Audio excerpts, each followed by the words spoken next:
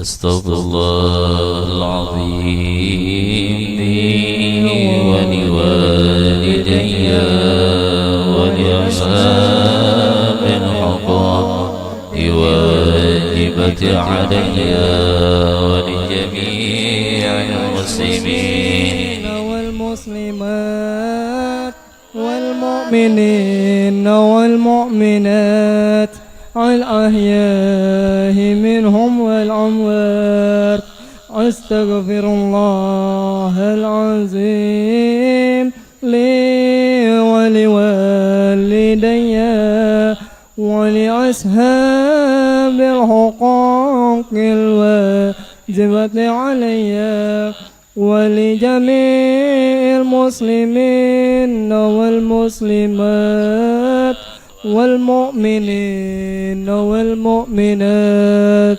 الأحياء منهم والأموات أستغفر الله العظيم لي ولوالدي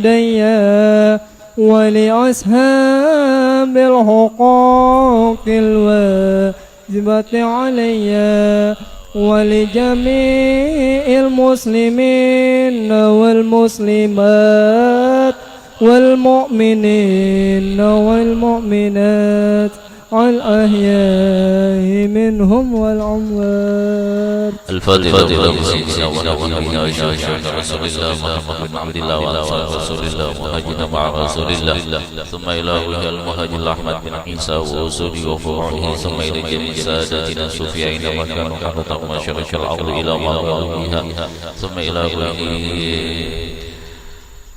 ثم إلى روح المهاجر أحمد بن عيسى وأصوله ثم إلى روح علي بن محمد بن حسين الحبشي وأصوله وفروعه ثم إلى روح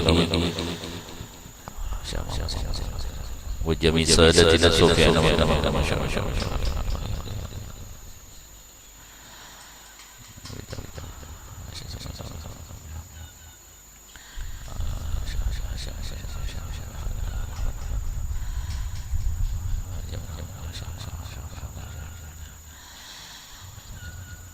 أن الله يتغشى ورحمة يعبد وجنه ينفعنا بأسرارهم وأنوارهم وعلومهم ونفحاتهم في الدين والدنيا والآخرة لهم الفاتحة.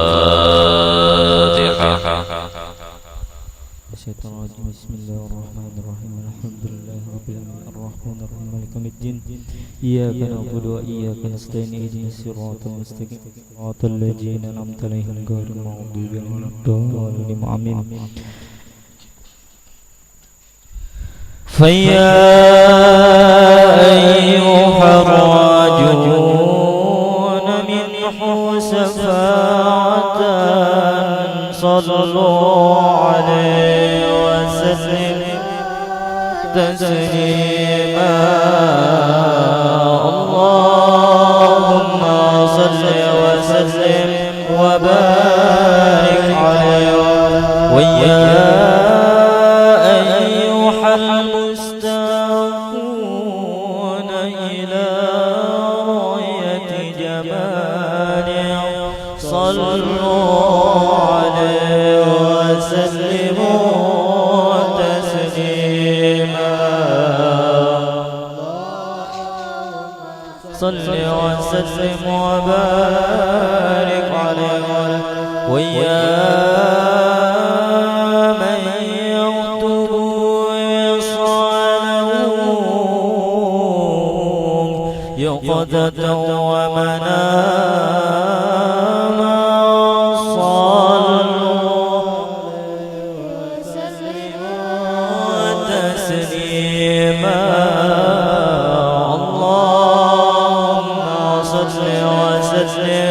وبارك عليه وعلى آله الجنة ونعيمها سعد لمن يصلي ويسلم ويبارك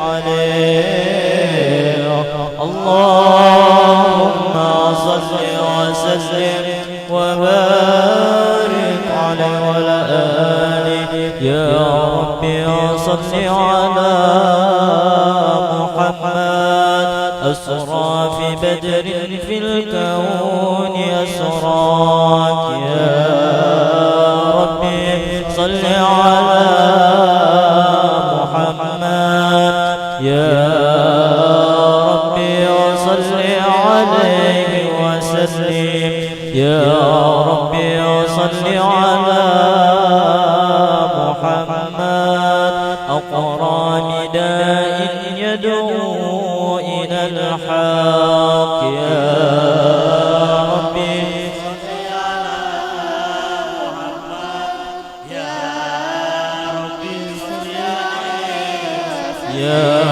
ربي صل على محمد المصطفى الصادق المصدق يا ربي صل على محمد يا ربي صل عليه يا ربي صل على محمد على الورى منطقا وأصداق يا ربي صل على محمد يا ربي صل عليه وسلم يا ربي صل على محمد الظالما بالتقى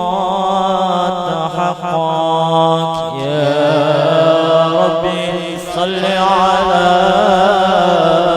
محمد يا ربي صل عليه وسلم يا ربي صل على محمد من بالسخاء والوفاء تخلق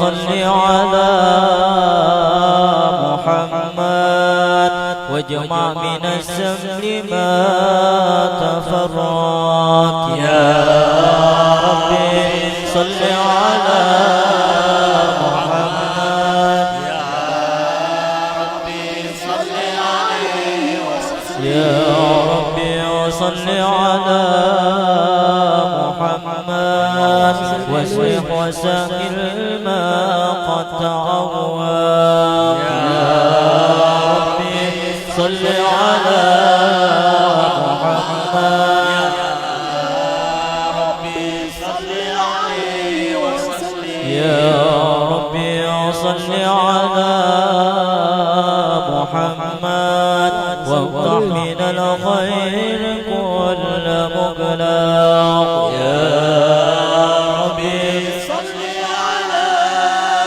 محمد يا ربي صل عليه يا ربي صل على محمد وآله ومن بالنبي تعالى يا ربي صل على محمد يا ربي صل عليه وسلم يا ربي صل على محمد وآله ومن للحبيب يغشى يا ربي صل على محمد يا ربي صل عليه وسلم يا ربي صل على محمد ومن بحبل النبي توسع يا ربي صل على محمد يا ربي صل عليه وسلم يا ربي صل على محمد يا ربي صل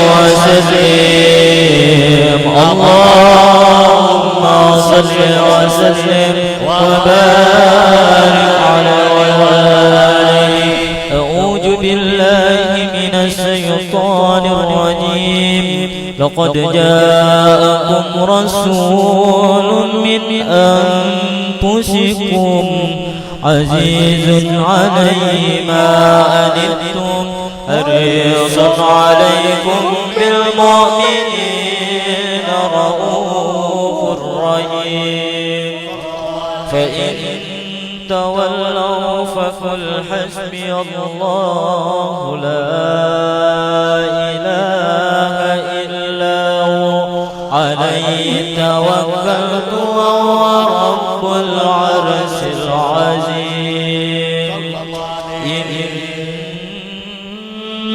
الله وملائكته يصلون على النبي يا أيها الذين آمنوا صلوا عليه وسلموا تسليما اللهم صل وسلم وبارك على آله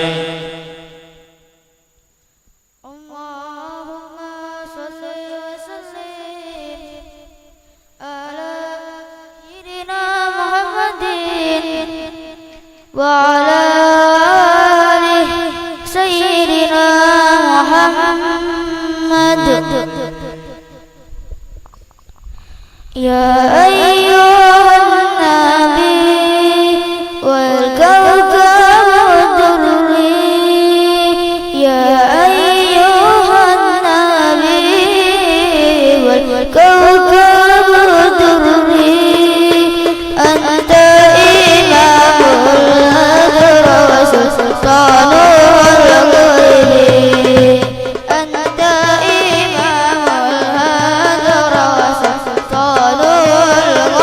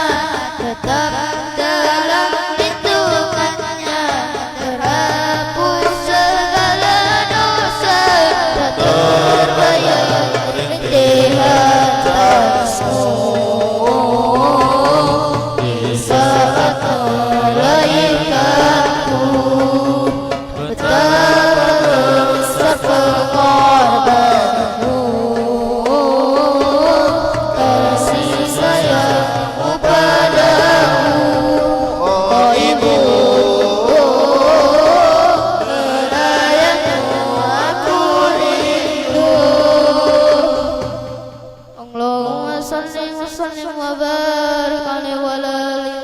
اللهم صل وسلم وبارك عليه وعلى آله.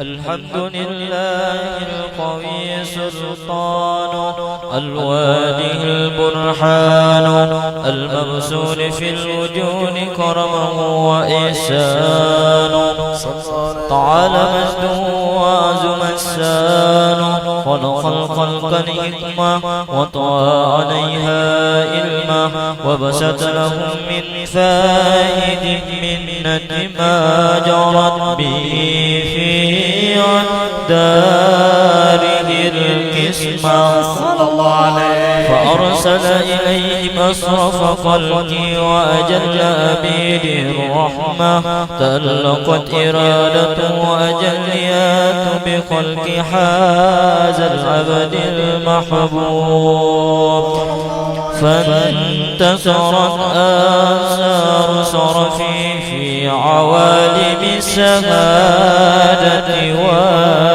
والغيوب فما أجل هذا المن الذي تقرم به المنان وما أعظم هذا الفضل الذي برز من حضرة الإحسان صورة كاملة ظهرت في هيكل محمود فتأثرت بوجود أكناف الوجود وطرزت برد العوالم بإراز التكريم اللهم صل وسلم أصرف الصلاة وتسليم على سيدنا ونبينا محمد الرحيم اللهم صل وسلم وبارك عليه وعلى آله. اللهم صل على سيدنا محمد وعلى آل سيدنا محمد مولاي صل وسلم دائما أبدا على حبيبك حق تودين يا صل وسلم دائما أبدا على حبيبك خير التودين وحبيب القلب صفاته كل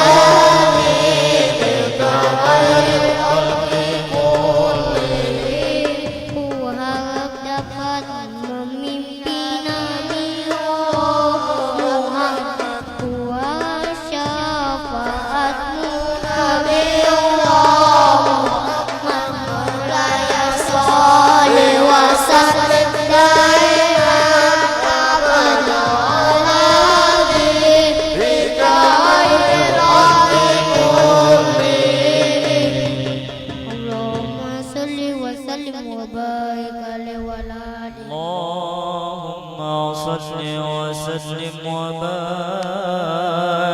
عليه وعلى آله.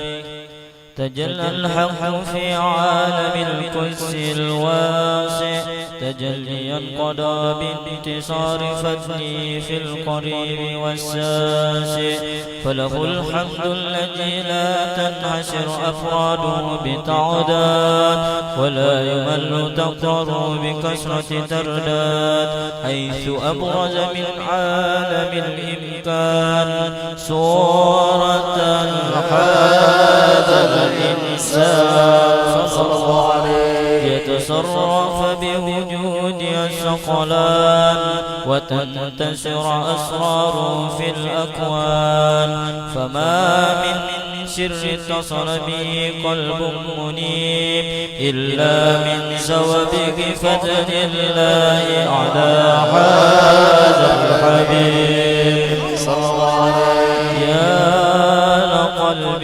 سروره قد توالى بحبيب أما الأنام نوالا، جل من صرف الوجود بنور قمر الكون بهجة وجمالا، قد ترق في الحسن على مقام وتناهى في مجده وتعالى، لا هزته العيون فيما اجتلته بصرا كاملا يجيع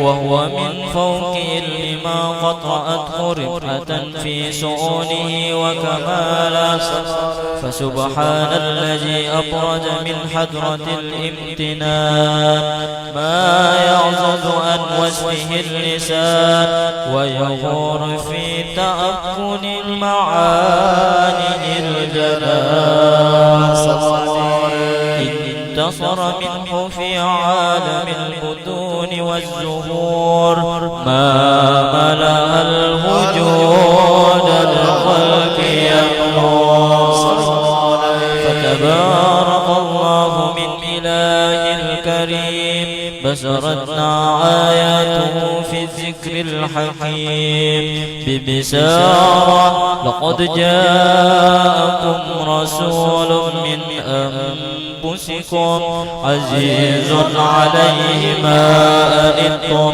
حريص عليكم بالمؤمنين رؤوف رحيم، فمن فجت هذه البشارة وتلقاها بقلب سليم فقد هدي إلى صراط مستقيم.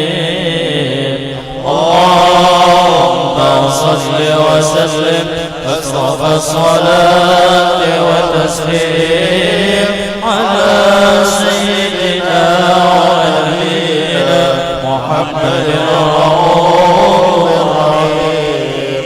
اللهم صل وسلم وبارك عليه وعلى آله.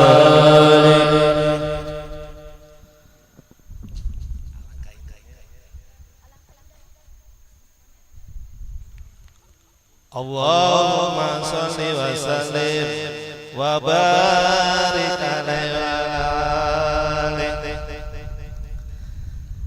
Alangkah indahnya hidup ini andai dapat ku tatap wajahmu, kan pasti mengalir air mataku karena pancaran ketenanganmu. Ya Rasulullah, ya Habibullah, tak pernah ku tatap wajahmu. Ya Rasulullah,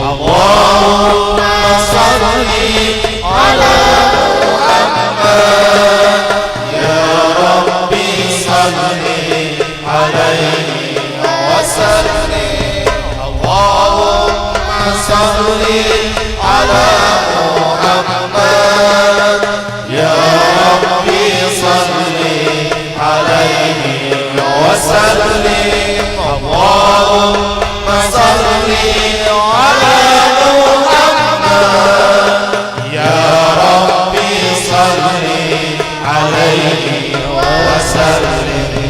Alangkah indahnya hidup ini andai dapat ku tatap wajahmu,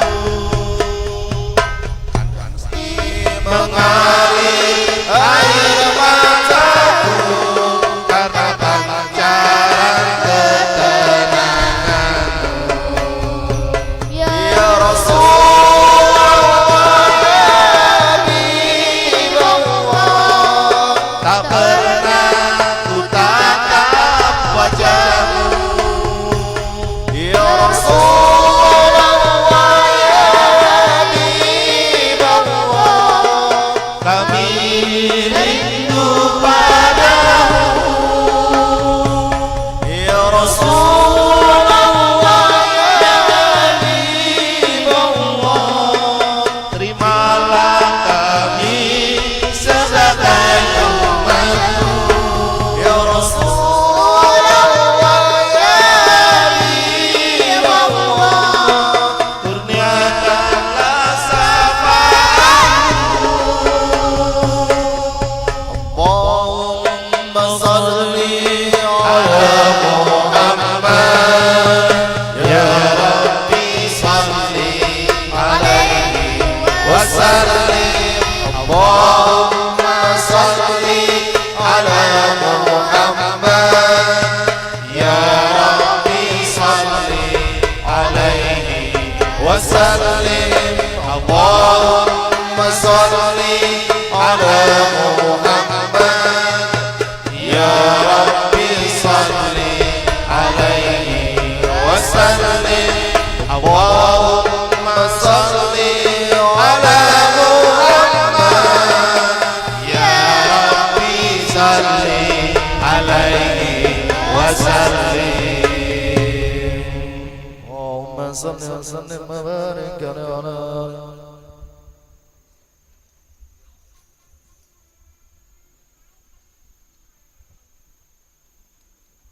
اللهم صل وسلم وبارك على آله واشهد أن لا إله إلا الله وحده لا شريك له شهادة تعرف بها اللسان عما تضمنه الجنان من التصديق بها والعدوان تثبت بها في الصدور من الإيمان وعد وترى على أهل اليقين من سر ذلك العدوان والتصديق شواهده واشهد أن سيدنا محمدا عبد الصادق في قوله وفعله والمبلغ عن الله ما أمره بتبليغه لخلقه من فرده ونفله عبد أرسل الله للعالمين بشيرا ونذيرا وبلغ الرسالة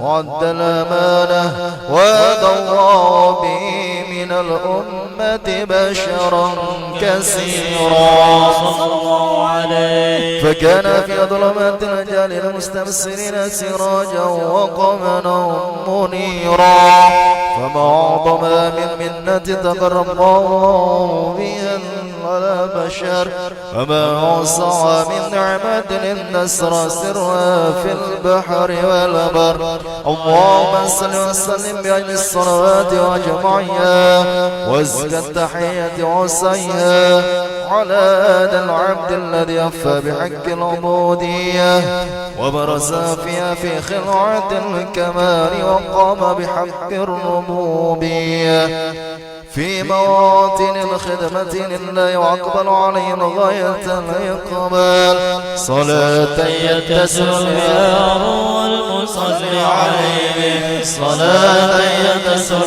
بها روح المصلي عليه صلاة يتسر بها روح المصلي عليه فينبسط في قلبي نور السر يضعف إلى اللغي في وحبه ويكتب بآمنات الله في حسبه وعلى آله وصحبه الذين ارتقوا سواد المجد بقربه وتفيعوا بذل الشرف الأصلي بوده وحبه فأعطر الأكوان بنشر ذكرى نسيم اللهم صل وسلم أسرف الصلاة والتسليم على سيدنا ونبينا محمد رب الرحيم اللهم صل وسلم وبارك على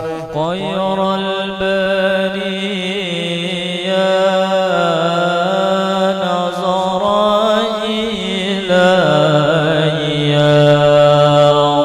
خير البرية نظر إلي ما أنت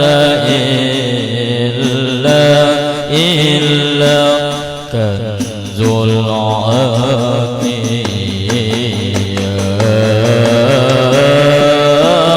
ما أنت إلا كنز العافية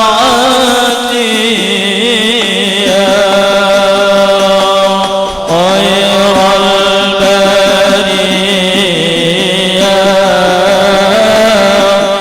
نظر إلي خير البرية نظر إلي ما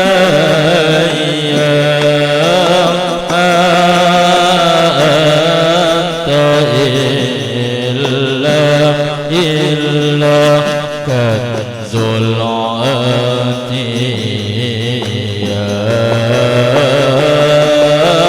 ما أنت إلا كنز العافية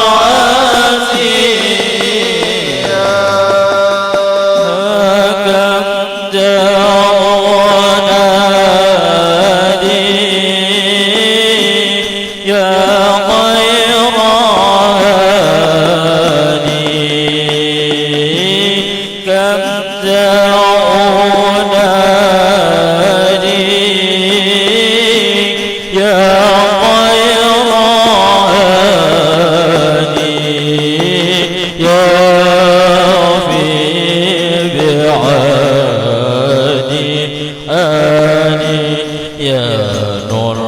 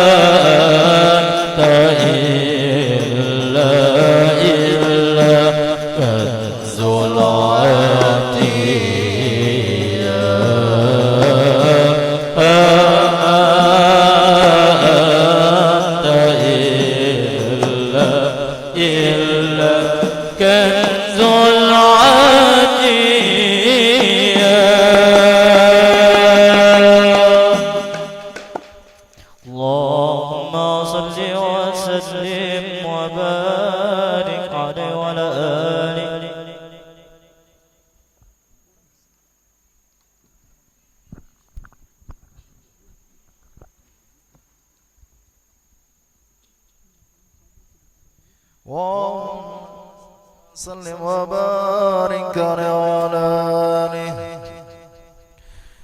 وموضوع لبسمي هذه الدرة المكنونة والجوهر المشونة والكون كله يصبح ويمسي في سرور وابتهاج بقرب ظهور سراج هذا السراج والعيون مستوفة إلى بروزه متشوقة إلى التقاط جواهر كنوزه وكل دابة لبرنس نضبت ببشير العبارة معلنة بكمال البشارة وما من حامر حملت في ذلك العام إلا تسبيح حملها بقرآن صلى الله عليه من بركات وسعادة هذا الإمام ولم تزل الأرض والسماوات متضمخة بقدر الفرح بملاقات أشراف البريات وبروزه من عالم الخفاء إلى عالم الظهور صلى الله عليه. بعد تنقلي في البطون والظهور فعذروا في الوجود بهجة التكريم وبسط في العالم الكبير مائدة التشريف والتعظيم ببروز هذا البشير الكريم. اللهم صل وسلم أصرف الصلاة والتسليم على سيدنا ونبينا محمد الرؤوف الرحيم. اللهم صل وسلم وبارك عليه وعلى آله. اللهم صل وسلم وبارك عليه وعلى آله.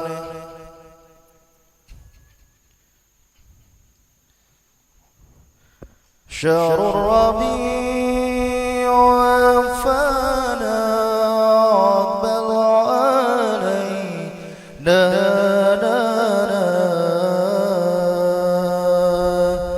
فيه أتانا رسول الله بالدين حقا أتانا.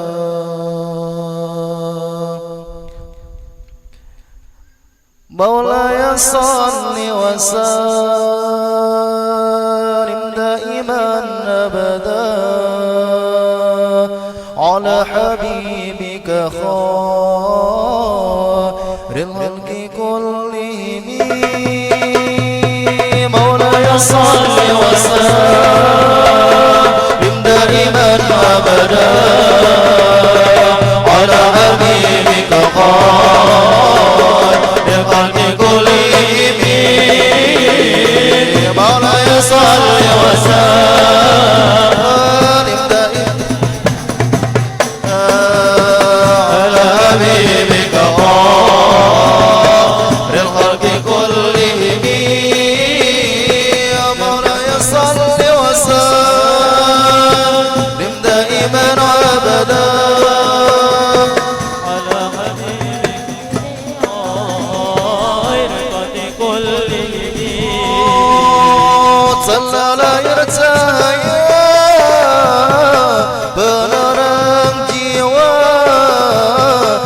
manusia mulia penyujuk jiwa telah lahir cahaya penerang jiwa manusia mulia penyujuk jiwa burung-burung bernyanyi matahari berseri datang pujian hati sebagai obat diri, sebagai obat diri. Maulaya salli wa sallim daiman abadan ala habibika khairil khalqi kullihim. Maulaya salli wa sallim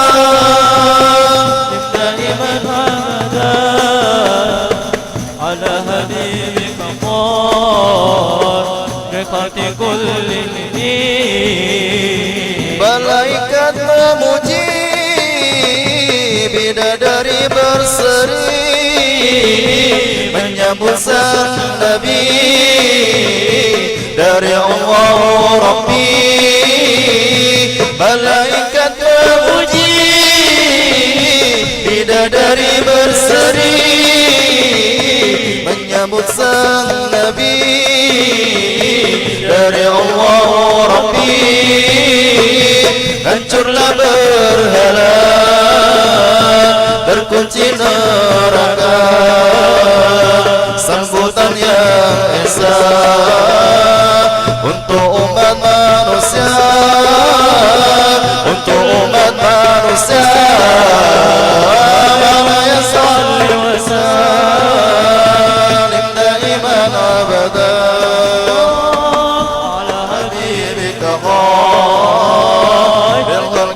كلهم يا ربي بالسلم دائما أبدا على حبيبك خالقة كلهم lahir dalam bersujud pada Allah yang wujud untuk Nabi Maulud dari Allah yang wujud dan dalam bersujud pada Allah yang wujud untuk Nabi Maulud dari Allah yang wujud. Sungguh besar terasa bagi umat manusia ada Nabi yang mulia dari Allah Ta'ala, dari Allah Ta'ala. Maulaya salli wa sallim daiman abada ala habibika كلهم مولاي صل وسلم دائما أبدا على حبيبك خالقة كلهم salam salam padamu dari tempat yang jauh untuk cinta yang utuh semua karena rindu. Salam-salam padamu dari tempat yang jauh untuk cinta yang utuh semua karena rindu.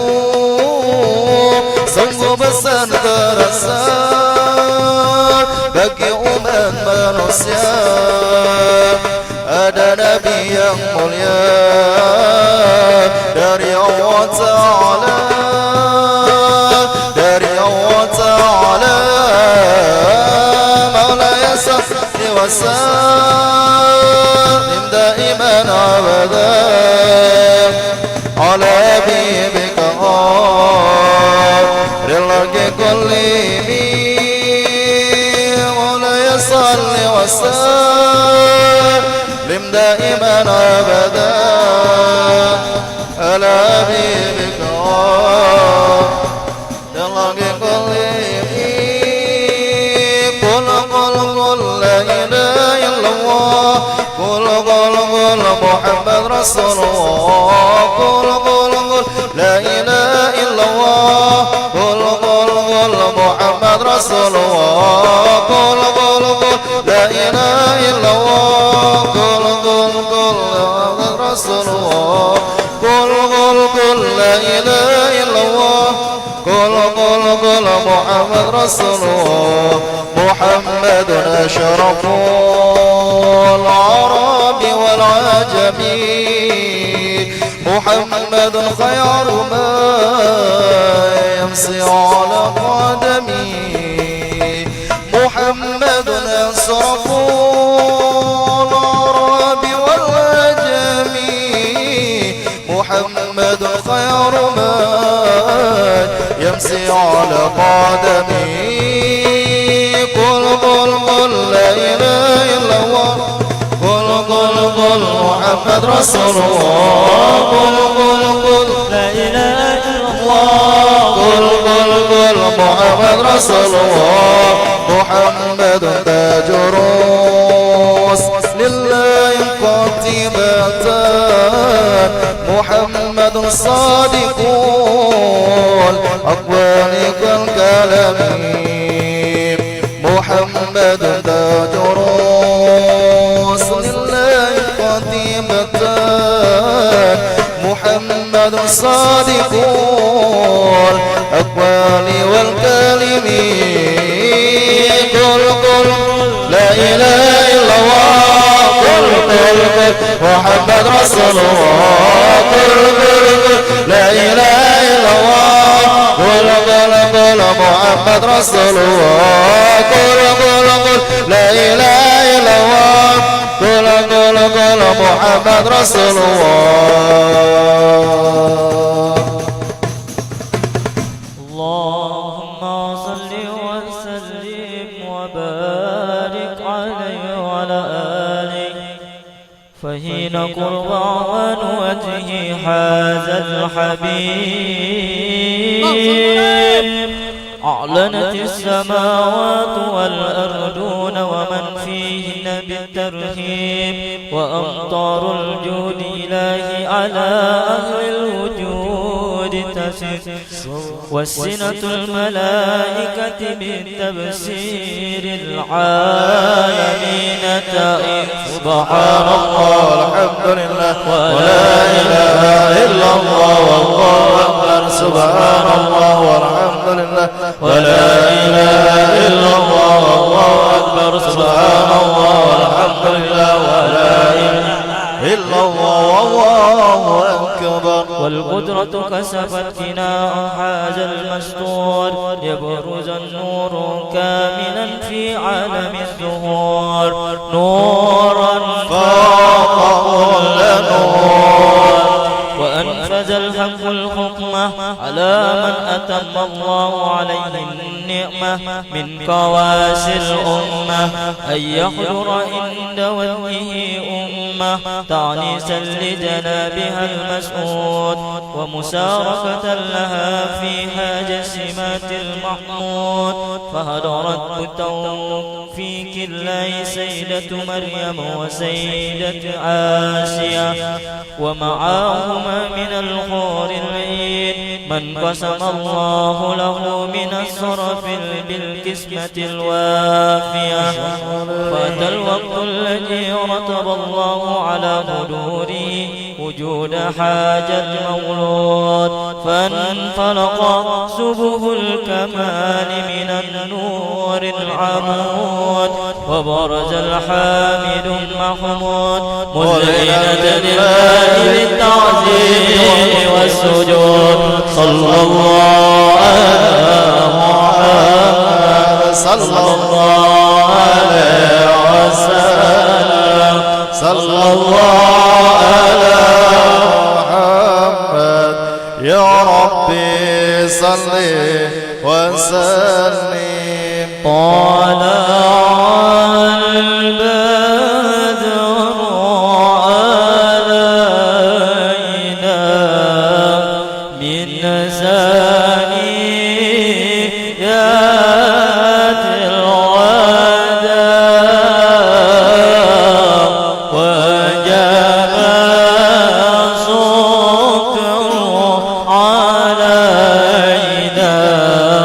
ماذا إلا إذا طلع البدر علينا من ثنيات الوداع وجب السكر علينا ماذا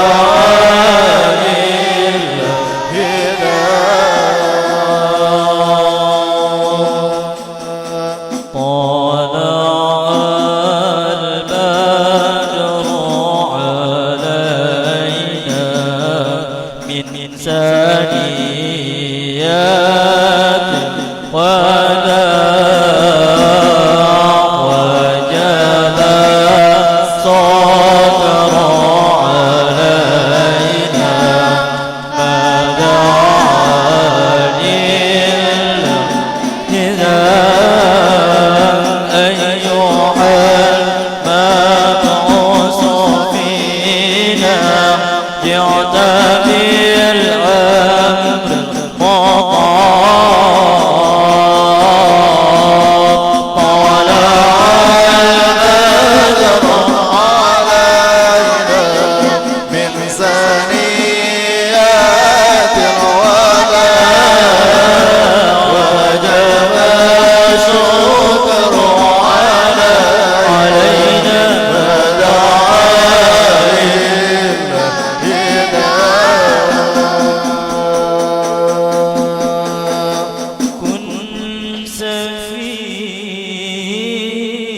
شفيعا يا حبيبي يوم حسر واجتماع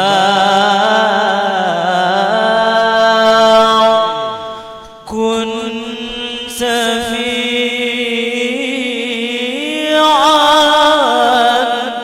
يا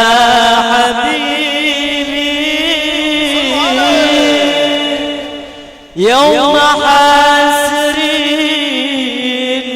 واجتماع يوم حسر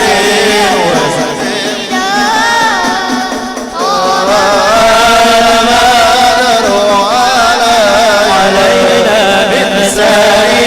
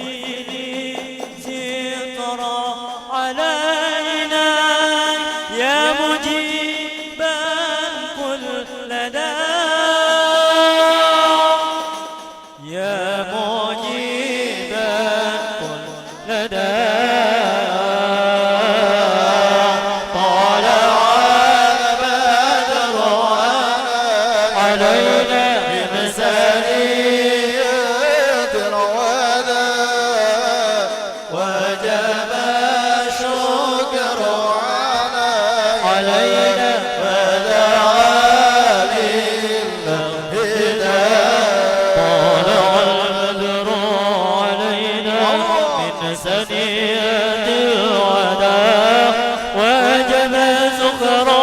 علينا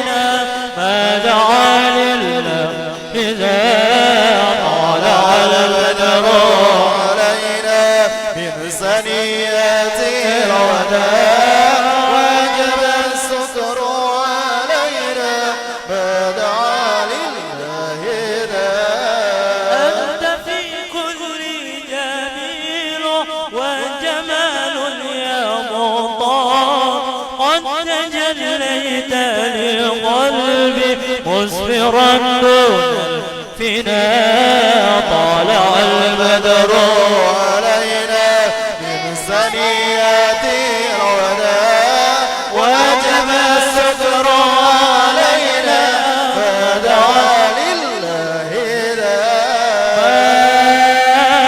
مرحبا يا مرحبا يا نور العين مرحبا جد الحسين مرحبا مرحبا مرحبا يا مرحبا يا نور العين مرحبا جد الحسين مرحبا مرحبا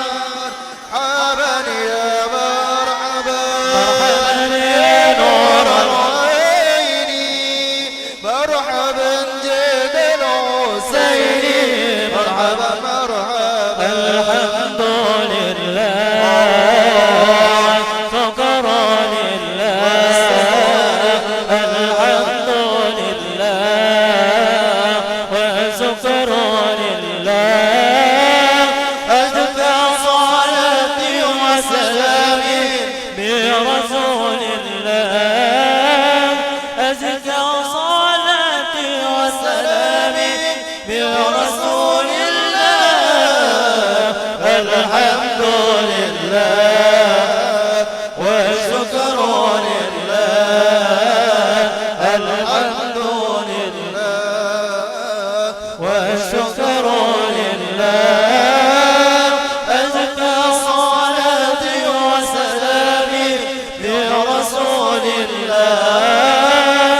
ألف صلاة وسلام برسول الله صلى الله على محمد صلى الله عليه وسلم صلى الله على محمد يا ربي صل وسلم يا نبي سلام عليك يا رسول سلام عليك يا حبيب سلام عليك صلوات الله عليك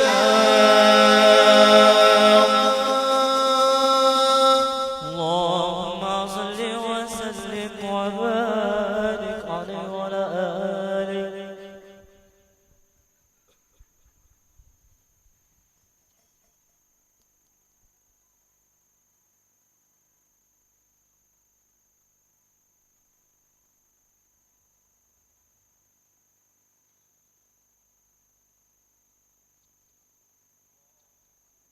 وسلم وبارك عليه ولقد انصف صلى الله وسلم من محاسن الأخلاق بما تضيق وأكتبت بطون الأوراق كان صلى الله وسلم وأحسن الناس خلقا وخلقا وعلم إلى مكارم الأخلاق سبقا وعساهم بالمؤمنين حلما ورفقا برا رؤوفا لا يقول ولا يفعل إلا معروفا لو الخلق السال واللفظ المحتوي على المعنى الجزل إذا دعاه المسكين أجابه إجابة معجلة صلى الله عليه وهو الأب الشفيق الرحيم باليتيم والأرملة وله معصولة أخلاق الهيبة القوية التي ترتعد منها فرائش الأوقياء من البرية ومن اشتباهي به تعطرت الطرق والمنازل وبعرف ذكري طيبت المجالس والمحافل فهو صلى الله عليه وسلم جامع الصفات الكمالية والمنفرد في خلقه وخلقه وأشرف خصوصية فما من خلق في البرية محمود إلا وهو متلق عن زين الوجود أجملت باسم الحبيب وشاني ولو العلا في مزني ومكاني أنصاف عز قد تعالى مجدها أخذت على نجم الصوابين وقد مسد الظلم في التدوين مع ما فاده العلم من وقائه مولد النبي الكريم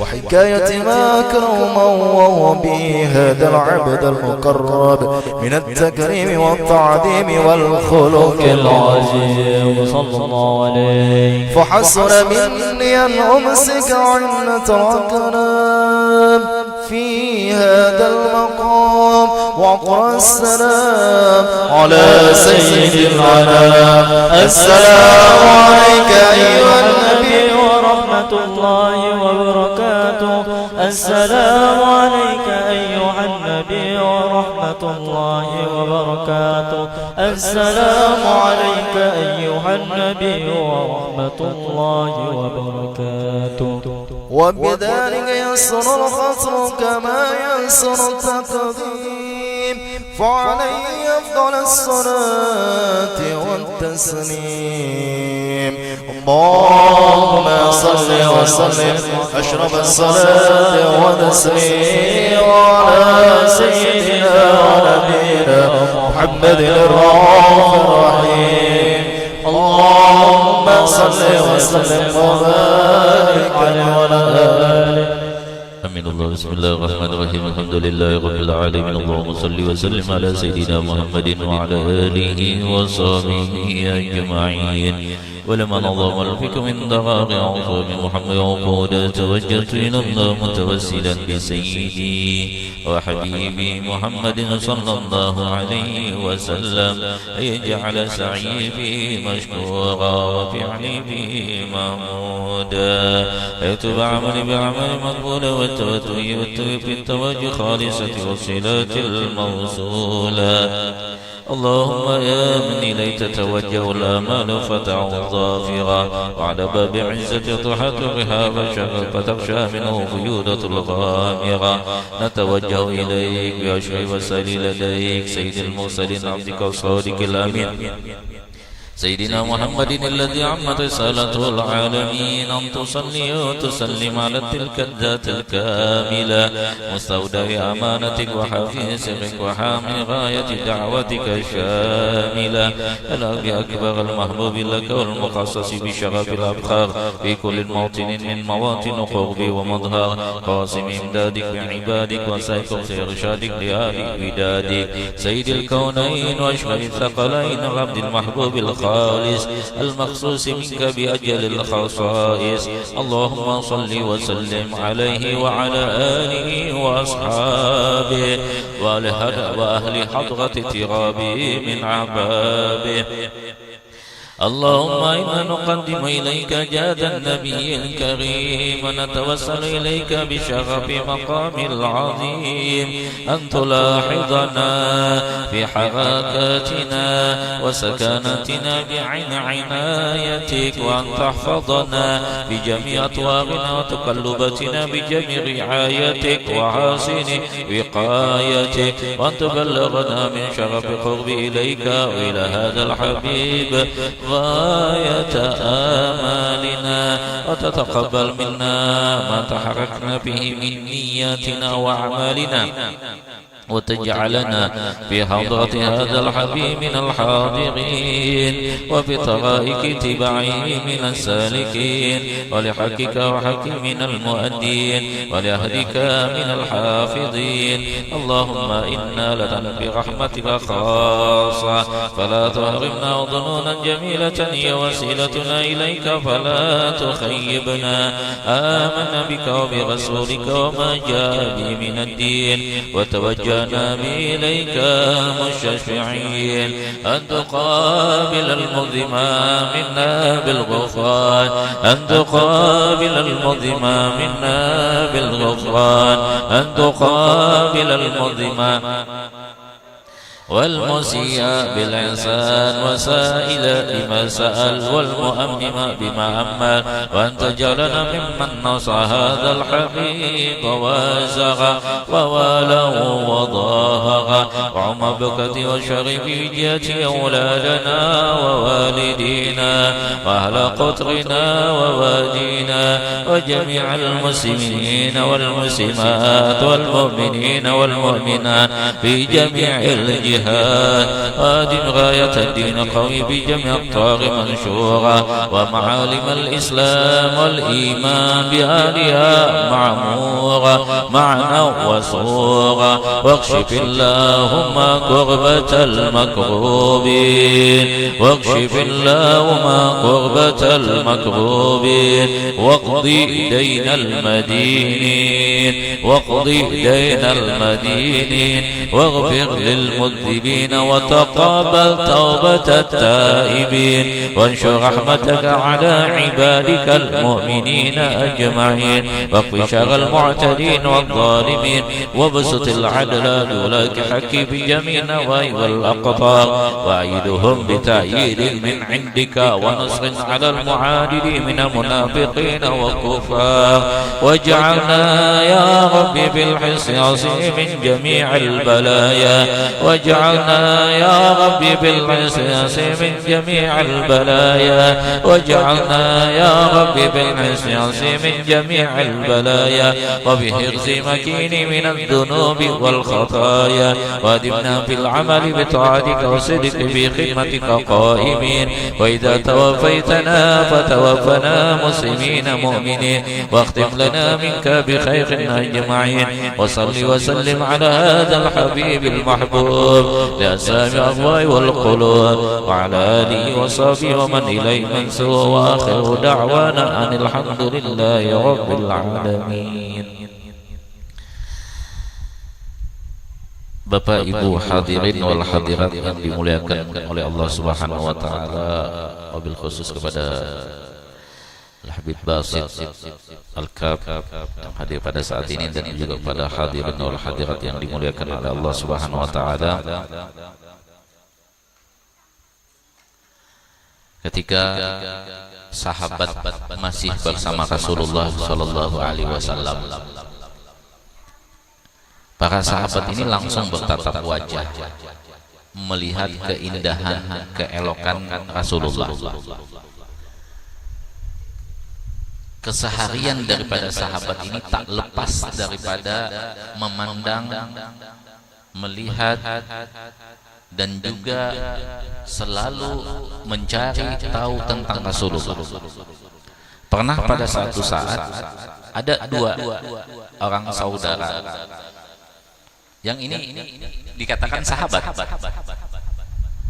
Beliau ini, dua orang ini tinggal jauh di luar Madinah, tapi setiap hari ini dua orang sahabat ini antara dua sahabat ini, satunya itu berangkat ke kota Madinah, bertemu dengan Rasulullah, melihat keadaan Rasulullah, mengikuti pelajaran Rasulullah, kemudian balik. Dan yang satu lagi kembali. Yang balik ini menceritakan bagaimana Rasulullah di kota Madinah. Begitu juga saudaranya yang satu lagi balik lagi ke kota Madinah dan bertemu dan mengikuti akan semua apa yang ada di kota Madinah bersama Rasulullah. Pulang cerita lagi begitu. Ini setiap hari. Artinya nggak pernah ketinggalan daripada memandang, menceritakan, melihat akan baginda Nabi kita Nabi Muhammad sallallahu alaihi wasallam. Sehingga sahabat ini adalah makhluk Allah yang dimuliakan oleh Allah dengan sebab bersahabat dengan baginda Nabi Muhammad sallallahu alaihi wasallam. Kita aja nih, kalau sudah bersahabat sama orang yang mulia kita, ya, coba aja kita ikut rombongan, misalnya rombongan Pak Haji Husnul, kita di belakang kita, tetap kita dimuliakan. Kenapa? Di depan itu yang mulia.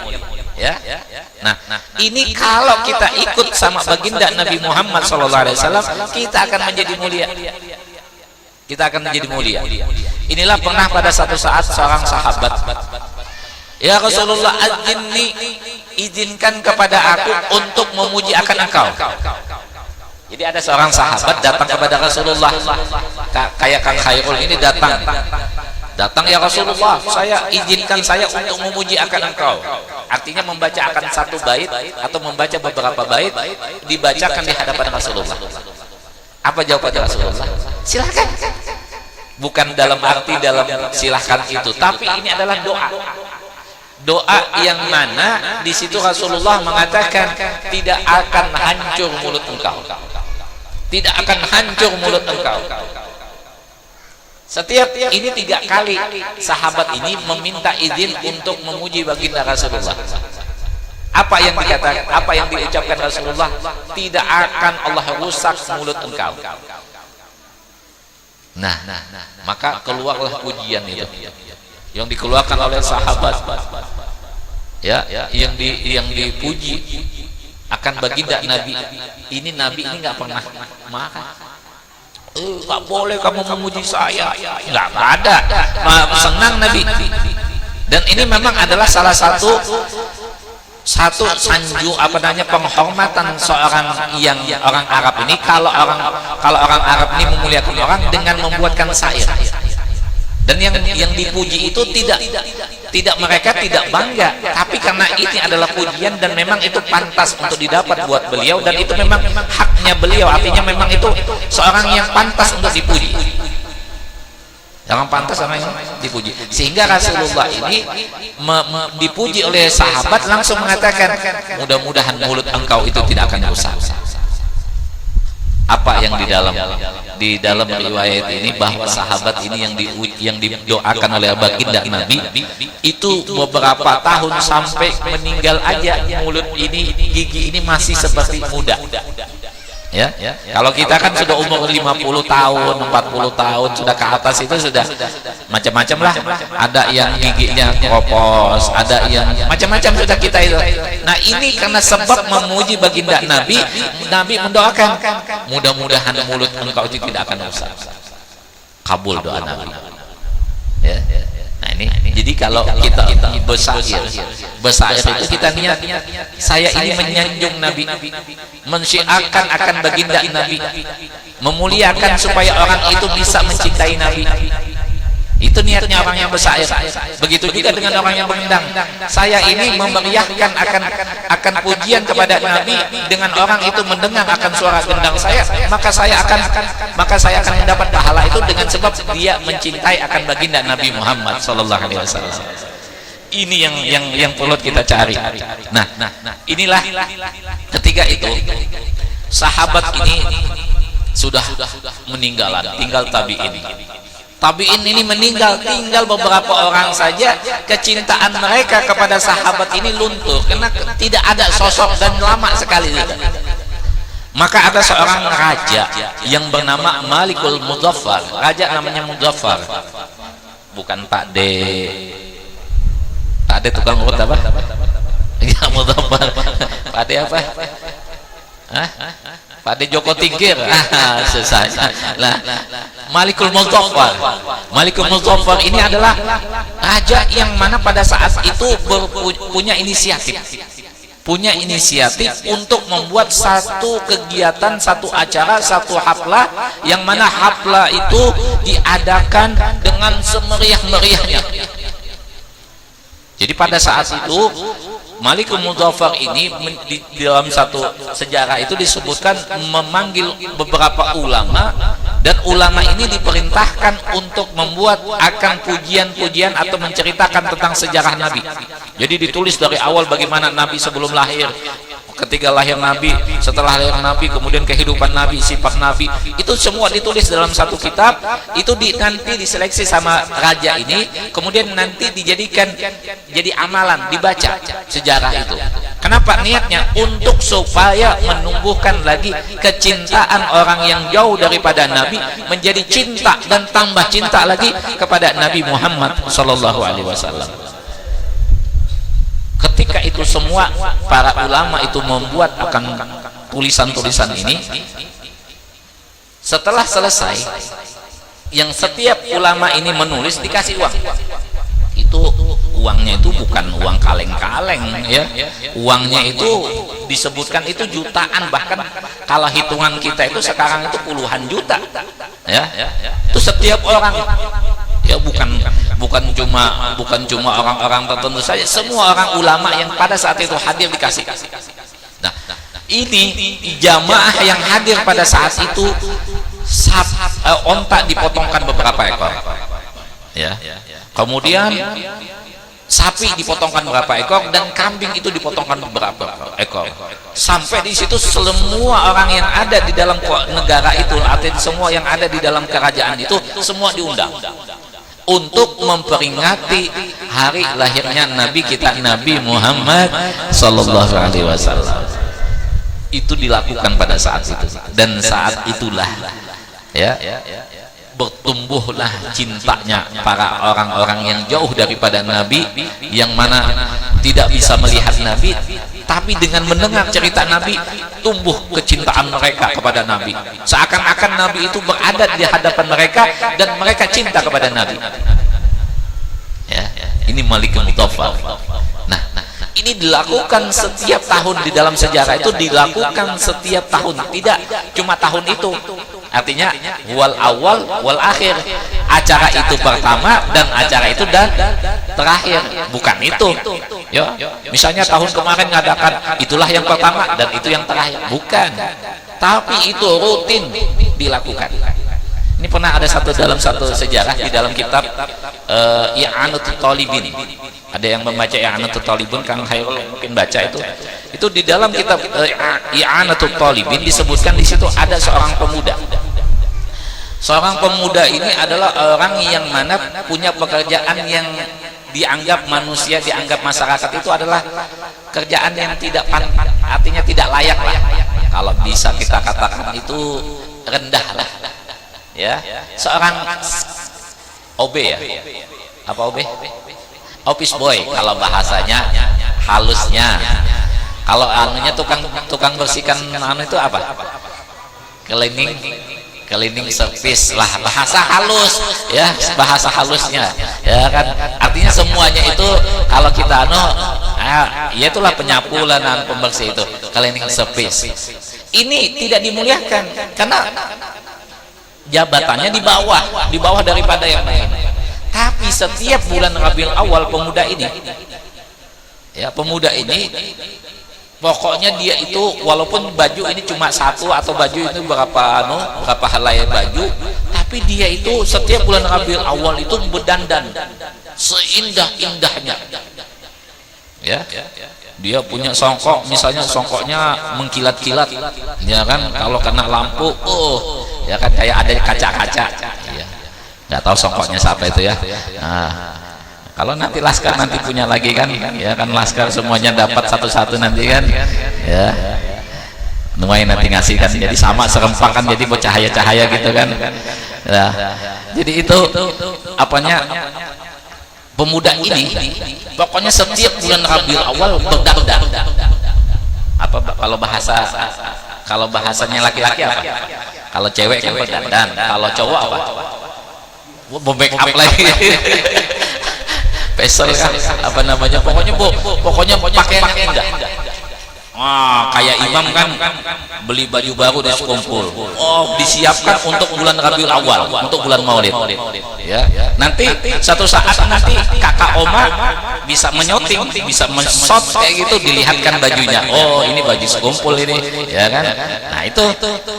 Nah itu jadi setiap bulan Rabiul Awal pemuda ini membuat baju yang bagus. Pokoknya berdandan seindah-indah. Nah, pada waktu itu setelah itu meninggal dunia.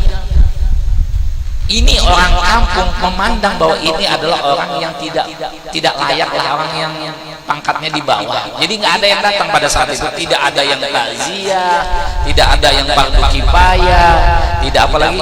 Pokoknya tidak ada yang datang ke rumahnya untuk mengurusi jenazah, tidak ada. Maka ketika itu langsung di dalam satu itu di dalam satu mimpinya seorang itu, di tokohnya itu dia bermimpi bahwa melihat dia disuruh oleh Allah Subhanahu wa taala, ishadu, ketahuilah ini adalah wali min auliya Allah, ini adalah seorang wali daripada wali-walinya Allah, hadir kalian kepada jenazahnya itu. Coba. Maka ketika itu langsung semua orang yang ada di kampung itu mendatangi rumah yang meninggal ini, langsung mengurusi semua apa yang ada di dalam kegiatan jenazah ini, semuanya diurusin. Selesai dikubur dengan baik. Pada waktu malam itu bermimpi ada lagi. Di dalam mimpi ini ketemu orang yang di kampung ini, bertemu sama pemuda ini, ditanya, apa sebabnya engkau berada di dalam surga? Karena pada malam itu orang yang bermimpi, orang kampung ini melihat pemuda ini di dalam surga berleha-leha, joka-joka, jalan-jalan, ya kan? Ya, jalan-jalan di dalam surga, ya. Bukan goes ya. Artinya bisa juga goes lah, mungkin naik sepeda di situ kan, ya kan? Kalau saya kalah sama Pak Haji Husnul, kiloan saya ini sudah ngos-ngosan tadi pagi aja habis makan mie ayam di rumah Fitra. Wah, pulangnya ya Allah, malu sama omah, ya kan, kalau saya stop. Jadi saya lanjut aja sampai sini, ya. Nah, ini jalan-jalan di dalam surga, keliling, ketemu sama orang yang di kampung ini, kenapa engkau masuk dalam surga? Maka dijawab bahwa saya ini setiap tahun, setiap bulan Rabiul Awal itu saya bersolek. Bahasanya pemuda ini apa? Berhias, berdandan, bersolek itu semua wanita itu ya. Apalagi pokoknya lah berganteng-ganteng lah artinya. Pokoknya bajunya bagus, minyak wangi parfumnya masya Allah, semerbak 1000 bunga, ya kan? Ya, yang barang beli baju Al-Banjari, baju gamisnya masya Allah gitu kan? Wah, 500 ribu itu baju gamisnya kan? Nah itu semuanya dipakai. Semuanya dipakai. Kenapa? Karena ingin memuliakan bulan Nabi kita, Nabi Muhammad Sallallahu Alaihi Wasallam, dimuliakan sama Allah. Nah, dimuliakan sama Allah. Kenapa? Karena istiqomahnya. Karena dia itu setiap bulan Rabiul Awal memuliakan dengan dia itu berdandan, memakai baju-bajuan yang bagus, pakai pakaian yang wangi-wangi, yang pokoknya indah-indah lah. Kenapa? Memuliakan hari lahirnya Nabi kita, Nabi Muhammad Sallallahu Alaihi Wasallam. Nah, begitu juga di dalam kitab I'anut Talibin juga disebutkan. Ya, di dalam I'anut Talibin ini disebutkan juga cerita yang mana ada satu bukan Sadi Al-Talibin, ada satu cerita juga, itu ada di kota Lebanon. Ada di kota Lebanon itu setiap tahun mengadakan acara peringatan Maulid dengan tembak-tembakan. Karena kan biasa di satu negara itu masing-masing adat istiadatnya kan. Nah kalau kita di sini nggak boleh ya, tapi kalau di saat negara tempat yang ada yang lainnya itu boleh. Dan itu memang adalah satu peringatan yang kayak kita ini kayak kembang api lah, ya. Nah ini pada satu saat itu, pada peringatan itu, tembakan yang ini kesasar, ya. Kena ada seorang anak-anak ini kena. Dan ini sakarat dan dimasukkan ke rumah sakit, dan kata dokter ini sudah akan ajal, sebentar lagi ajal. Maka si ibu ini kebetulan dia bukan agama daripada percaya kepada Nabi Muhammad. Maka dia pun mengatakan dengan sekeras teriakan, dia mengatakan, ya Muhammad, nada ngomel, ibu-ibu biasa ngomel, ya Muhammad, ini adalah pekerjaan umatmu sehingga anakku ini sudah akan meninggal, tanggung jawab. Tanggung jawab, minta tanggung jawab pada Nabi Muhammad. Nah pada waktu itu ini sudah diponis sudah meninggal. Maka kata dokter, silahkan ibu masuk ke ruangan ini melihat anak yang terakhir, lihat dalam keadaan terbaring sudah meninggal, silahkan. Maka ketika itu masuk ke dalam ruangan ini, maka anaknya, wah ibu duduk di pinggir ranjang kasur, dan anak ini mengatakan, ibu tutup pintunya supaya laki-laki ini nggak keluar. Laki-laki ini nggak keluar. Kaget ibunya.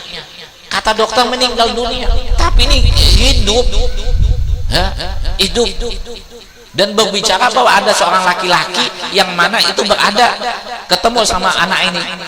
Maka pada saat itu ditanya ibunya ini bertanya kepada anak, wahai anak, apa yang terjadi? Ya ibu, ya Indo, ya kan, Indo, tadi saya lihat ada seorang laki-laki tampan. Dia datang kepadaku mengusap aku sehingga aku pun tersadar dan kembali hidup. Ganteng sekali. Maka langsung ibunya terbayang, inilah Muhammad, inilah Nabi Muhammad. Ketika itu langsung bersyahadat, mengucap kalimat 2 syahadat, masuk Islam setelah anaknya masuk ke dalam agama Islam. Coba. Karena sebab memperingati, artinya dengan sebab dia itu memperingati hari lahir Nabi Muhammad SAW, inilah Allah berikan kelebihan. Allah berikan kelebihan. Ya, mudah-mudahan. Ya kan ada lagi satu cerita. Ada orang ini saya beberapa hari kemarin saya ceritakan. ada orang yang miskin lah, katakan miskin lah. Ya ini pokoknya setiap tahun ngadakan peringatan Maulid, datang nggak datang, pokoknya. Nah pada saat itu, ini sudah mau dekat peringatan Maulid, tapi nggak ada uang, Maka ketika itu, ya Allah, saya ini ingin memuliakan Nabi-Mu, ya Allah, ingin memperingati hari lahir Nabi-Mu, ya Allah. Tapi keadaan ekonomi saya, keadaan keuangan saya itu nggak ada, ya Allah. Beri saya, ya Allah, bantuan. Minta sama Allah. Maka pada saat itu, ya, yang mana pikirannya itu nggak bisa melakukan, tapi Allah berikan jalan. Sehingga pada saat hari hanya itu nggak tahu datang dari mana, Allah kirim orang yang mana dia datang membawa akan harta, dan hartanya itu cukup untuk memperingati hari lahir Nabi kita, Nabi Muhammad Sallallahu Alaihi Wasallam. Karena ada dimimpiin Nabi antar uang itu ke orang itu. Ya, antar uang itu ke orang itu, karena dia ingin memperingati hari lahir Nabi kita, Nabi Muhammad Sallallahu Alaihi Wasallam. Mencoba, ya. Ini apa namanya, satu cerita ya. Artinya cerita ini memotivasi kita, karena dengan adanya cerita ini akan tumbuh lagi kecintaan kita kepada Nabi kita, Nabi Muhammad Sallallahu Alaihi Wasallam. Harapan kita mudah-mudahan dengan kita ini melakukan peringatan Maulid ini sebenarnya tidak seberapa sih dibandingkan kita dengan guru-guru kita. Kalau di Tarim itu setiap hari ada pagi sampai malam itu peringatan Maulid dari masjid ke masjid. Nah kalau guru kita yang mulia Habib Umar itu kalau mengadakan acara itu, ya Allah, itu kambing berapa ekor dipotong, belum ontaknya, belum apanya, diundang semua orang yang di kota Tarim, bukan cuma kota Tarim, orang yang jauh datangan, dijamu, dikasih makan semuanya. Kalau kita ini cuma beberapa saja, nggak seberapa kita mencoba. Nah itulah, nah ini apa namanya, hasil daripada ini. Intinya adalah kita ini sedikit daripada tanda cinta. Apa katanya? Apa di dalam bahasa itu, di dalam bahasa orang Arab itu cuma setetes daripada lautan cinta, setetes daripada lautan cinta saja, cuma setetes saja, ya.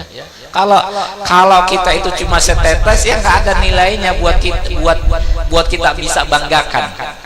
Tapi harapan kita dengan setetes tadi, mudah-mudahan Nabi menganggap kita sebagai umat Nabi dan memberikan cinta Nabi kepada kita semuanya. Amin Allahumma amin. Nah, itu yang kita harapkan. Nah ini jadi semuanya bahagia. Coba ndak ada yang tadi nggak bahagia baca syair. Adit aja yang pokoknya senyum lah. Syair apapun senyum. Karena bahagia, senang. Nggak ada yang baca ya Nabi, nggak ada, bahagia. Inilah kalau kita bahagia, insya Allah penyakit itu nggak ada. Kenapa? Karena kan pikiran kita itu kalau sudah senang, bahagia, nggak ada yang kita bisa penyakit itu kan. Tapi kalau kita misalnya pikiran stres misalnya, itu mah kambuh. Kalau mah kambuh, pusing. Kalau pusing, ada pikirannya, ada macam-macam, makanan ditolak, ya kan? Karena stres. Belum lagi, karena apa lagi? Mikirkan apa lagi? Pokoknya kalau sudah dalam pikiran ini sudah kacau, itu penyakit akan masuk. Nah, oleh sebab itulah kita ini menguatkan ketahanan tubuh kita dengan kita bahagia, senang kita, ya kan? Daripada kita goyang hari semangko kah? Semangko ya, itu aja bisa senang, apalagi yang artinya lagunya semangka aja dia itu bisa membuat kita senang. Bagaimana kalau kita memuji Nabi kita, Nabi Muhammad Sallallahu Alaihi Wasallam, ya kan? Masya Allah. Coba Kang Adib ini jauh-jauh dari Guntung, berapa malam sudah datang. Semangatnya ini ndak cuma di Gunung Sari nggak datang, ya kan? Apalagi di Pisangan sini, ya nggak datang ya Allah. Dari Guntung lewatin macam-macam lah di sana saya kan ya. Mudah-mudahan tidak ada yang mampirin kan, karena sama istri beliau kan ya kan, apalagi sama anak, kalau ada ya pas dimampirin kan susah. Ya mudah-mudahan ya semuanya insya Allah bahagia dunia akhirat berkat Nabi kita Nabi Muhammad SAW. Dan mudah-mudahan ya, mudah-mudahan dengan berkat Nabi ini semua wabah, semua musibah, semua yang kita dikenakan pada saat ini mudah-mudahan hilang, sekurang-kurangnya hilang ceritanya ya, sekurang-kurangnya berkurang ceritanya, dan mudah-mudahan insya Allah kita akan mendapat kebahagiaan di dunia dan akhirat berkat Nabi kita Nabi Muhammad SAW. Dan juga mudah-mudahan segala hajat kita kabul, dan mudah-mudahan apa yang kita niatkan dengan berkat Nabi insya Allah Allah kabulkan ya, Allah kabulkan dengan berkat Nabi, dengan berkat peringatan Maulid Nabi insya Allah Allah kabulkan ya. Saya punya niat ya, niat saya itu insya Allah mudah-mudahan ya dengan berkat Nabi ini saya punya rumah pribadi di Sekumpul aja, rumah pribadi di Sekumpul, dan bisa berangkat ke Tarim dan umrah bersama satu keluarga, sekeluargaan. Jadi dari abah, dari nenek sampai ke anak-anak saya semua sekeluargaan ngumpul di Tarim, ngumpul di umrah sana ya. Amin Allahumma amin ya. Itu niat saya. Kalau niatnya masing-masing terserah aja ya kan.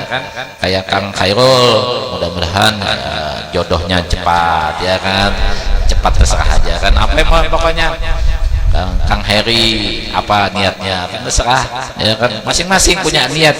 Karena niat ini kita ini banyak hajatuna katsir, hajat kita itu sangat banyak ya, tergantung kita aja ya. Mudah-mudahan segala apa yang kita minta, apa yang kita harapkan diijabah oleh Allah Subhanahu wa taala, dikabulkan oleh Allah Subhanahu wa taala. Amin Allahumma amin. Terakhir kita doa selamat dan juga terima kasih kepada yang tadi menggantung, ada uang tadi digantung tadi itu apa namanya sumbangan daripada apa namanya toko kain, apa toko baju, di sampingnya toko Dunia Sel di sana ya kan. Nah habis itu juga itu, jadi itu yang sumbangan tadi, duit yang 2.000 tadi itu, mudah-mudahan berkah dunia akhirat ya, mudah-mudahan hartanya diberkahi oleh Allah Subhanahu wa taala. Amin Allahumma amin. Dan juga yang lainnya ya, makasih. Kita doa selamat, mudah-mudahan selamat dunia akhirat. Amin amin ya rabbal alamin. Wassalatu wassalamu ala asyrofil anbiya wal mursalin sayyidina wa Muhammad wa ala alihi wa sahbihi wa barik wa sallam. Allahumma nas'aluka salamatan fid din wa afiatan fil jasad wa jadatan fil ilmi wa barakatan fil rizqi wa tabatan qabla maut wa rahmatan lil maut wa maghfiratan ba'da maut. Allahumma wa alaina fi sakaratil maut wa najatan minan nar wal afwan wal hisab. Rabbana la tuzigh qulubana ba'da idh hadaytana wa hab lana min ladunka rahmah innaka antal wahhab. Rabbana atina fid dunya hasanah wa fil akhirati hasanah wa qina adzabannar. Sallallahu alaihi wasallam wa ala alihi wasallam ajma'in. Subhana rabbika rabbil izzati amma yasifun wa salamun alal mursalin walhamdulillahi rabbil alamin. Bisiri nabi wa bisiri Fatihah.